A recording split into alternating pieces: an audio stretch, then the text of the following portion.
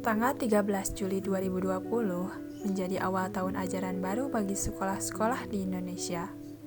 Namun sayangnya, proses pembelajaran yang dilakukan tidak seperti biasanya. Kini, pembelajaran dilaksanakan secara jarak jauh mengingat kasus COVID-19 masih terus meningkat. Oleh karena itu, peran orang tua dalam mendampingi kesuksesan belajar anak sangat dibutuhkan.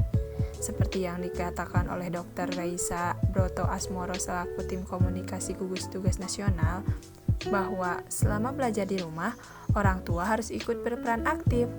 Hal ini sangat penting dalam membantu regulasi agar anak mau belajar.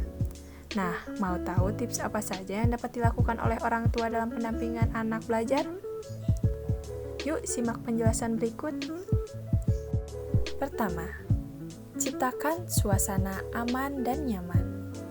Karena suasana aman dan nyaman merupakan kunci utama efektifnya proses belajar, hingga hal pertama yang harus dilakukan adalah memastikan kondisi rumah senyaman mungkin bagi anak untuk belajar. Misalnya, tidak ada suara televisi, musik keras, atau percakapan yang lantang saat anak sedang bersiap untuk belajar. 2. Ciptakan suasana yang positif. Ciptakan suasana yang positif mendukung proses belajar mengajar. Orang tua dapat mendampingi anak saat belajar daring, mengerjakan tugas dari sekolah, atau belajar mandiri. Kehadiran orang tua dalam proses pendampingan belajar mengajar merupakan sebuah energi positif penambah semangat belajar bagi anak. 3. Terapkan kedisiplinan. Terapkan aturan main untuk proses belajar mengajar di rumah. Misalnya, jam berapa anak harus mulai belajar, istirahat, melanjutkan belajar, makan, dan beribadah. Diskusikan dengan anak tentang pembagian waktu tersebut dan konsekuensi terbaik apa yang bisa diterapkan. 4. Melakukan penyesuaian waktu belajar. Proses dan tugas belajar harus disesuaikan dengan kondisi anak, orang tua, dan lingkungan di rumah.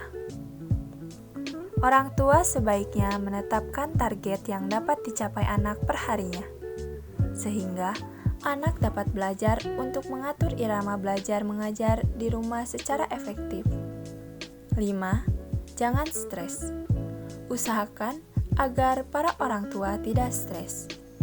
Sebelum mendampingi anak belajar, pastikan bahwa kondisi orang tua dalam situasi yang baik atau tidak stres, sehingga proses belajar mengajar dapat tersampaikan dengan baik. 6. Siapkan bahan di luar materi.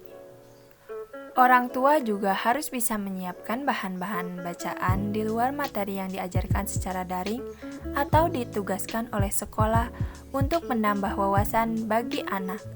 Misalnya, materi tentang COVID-19, bencana pandemi, kesehatan, maupun kesenian untuk disampaikan kepada anak dengan menggunakan bahasa yang mudah dipahami anak.